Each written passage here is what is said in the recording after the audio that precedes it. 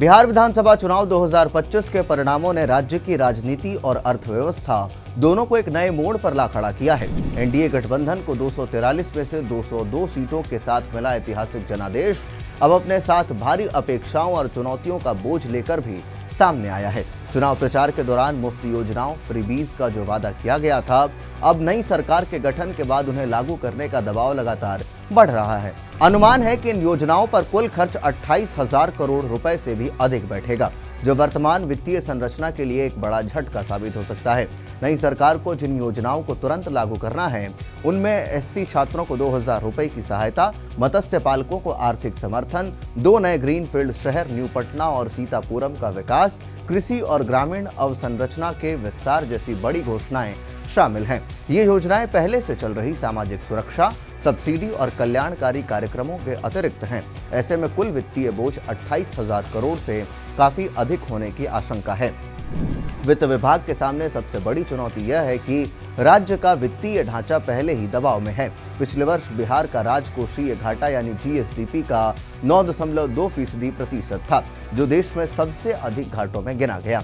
इस वर्ष राज्य अपने कर राजस्व को जीएसडीपी के केवल 5.3% तक ही पहुंचने का अनुमान लगा रहा है, जो नई योजनाओं को वित्तीय आधार देने के लिए अपर्याप्त माना जा रहा है। केंद्रीय वित्तीय नियमों के अनुसार राज्य को 3% घाटे के लक्ष्य के भीतर रहना होगा, लेकिन मौजूदा परिस्थितियों में यह लक्ष्य लगभग असंभव प्रतीत हो रहा है। जब तक भारी खर्च कटौती या नए राजस्व स्रोत का इंतजाम न किया जाए, लेकिन खर्च में कटौती करना भी आसान नहीं है। राज्य के लगभग 60% बजटीय खर्च वेतन, पेंशन, ब्याज भुगतान और प्रशासनिक संचालन से बंधे हुए हैं। इन मदों में कटौती की कोई गुंजाइश नहीं है। ऐसे में सरकार के सामने नया राजस्व जुटाने का दबाव बढ़ता जा रहा है। इस बीच शराबबंदी की समीक्षा का मुद्दा अचानक फिर से सुर्खियों में आ गया है। 2016 में लागू की गई यह नीति सामाजिक स्तर पर प्रभावी मानी गई, विशेषकर महिलाओं के बीच इसकी बड़ी लोकप्रियता बनी हुई है, लेकिन वित्तीय दृष्टि से यह सरकार के लिए भारी साबित हुई है। शराबबंदी से पहले बिहार को शराब बिक्री से हर साल 3,000 करोड़ रुपए से अधिक का राजस्व मिलता था।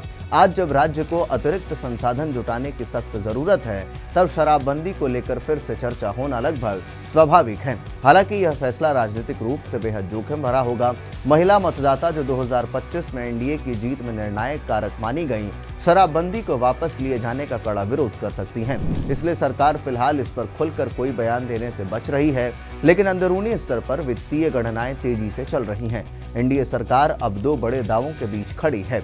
इसी के साथ एक ओर चुनावी वादों को पूरा करने की जिम्मेदारी है, तो वहीं दूसरी ओर वित्तीय अनुशासन और राजस्व जुटाने की चुनौती। आने वाले महीनों में सरकार किन प्राथमिकताओं को आगे रखती है और किन कड़े फैसलों को जोखिम से उठाती है, यह बिहार की राजनीति और अर्थव्यवस्था की दिशा को तय करने जा रहा है। तो ऐसे में एक बार फिर से अब शराबबंदी के मुद्दे पर पुनराविचार की बातें एनडीए के अंदर धीरे धीरे फुसफुसाहट आवाज में चलने लगी हैं।